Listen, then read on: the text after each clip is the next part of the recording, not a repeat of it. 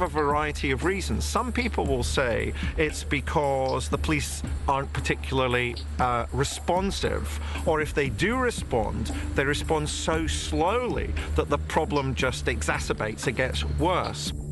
Francis and his team patrol every night of the week from 8 p.m. until 3 in the morning and are available on instant response. The team are all ex-doormen and have no more power than any other member of the public, but are chosen for their steely local reputations and are trained in control and restraint. As the head of the company, Francis knows full well that his greatest asset on the street is his reputation as a professional boxer. They certainly put their head down when they see me or they see me patrolling the streets. If I was a young lad and I was messing about on the streets, I'd have more respect for the likes of yourself coming out and speaking to me than I would the police. You know, because the generations today don't have respect for the police. Since Sparta has been in operation, crime in Skerne Park has allegedly decreased by 50%. Yet despite this, he has received strong criticism for inciting vigilantism. People have got a right to live in peace and quiet, and by and large they can in this town. There is no need for Sparta security. If people want to pay, it's a free country. They can pay for that.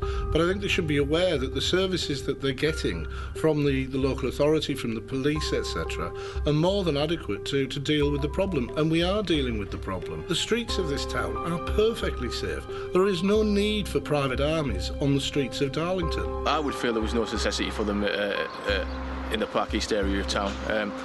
As I say, it's got its 24-hour policing, and it's also got a dedicated unit.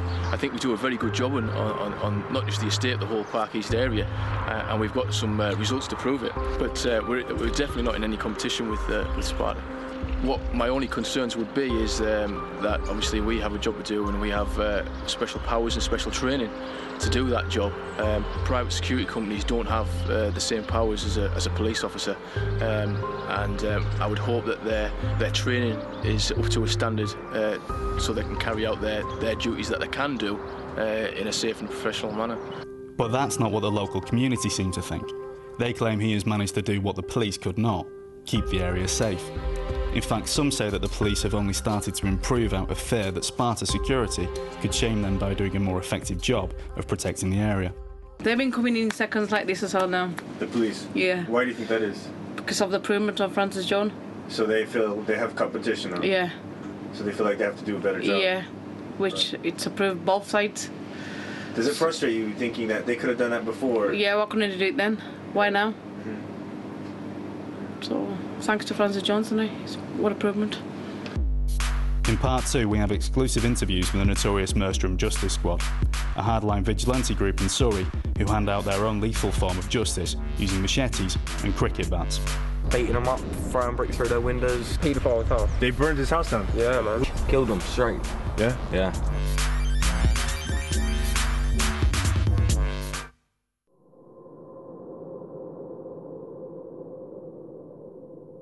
In part 1 of Vigilante Britain, we saw how individuals are being forced to fight to protect their own homes, and how communities who have lost faith in the police are turning to vigilante security firms in order to feel safe.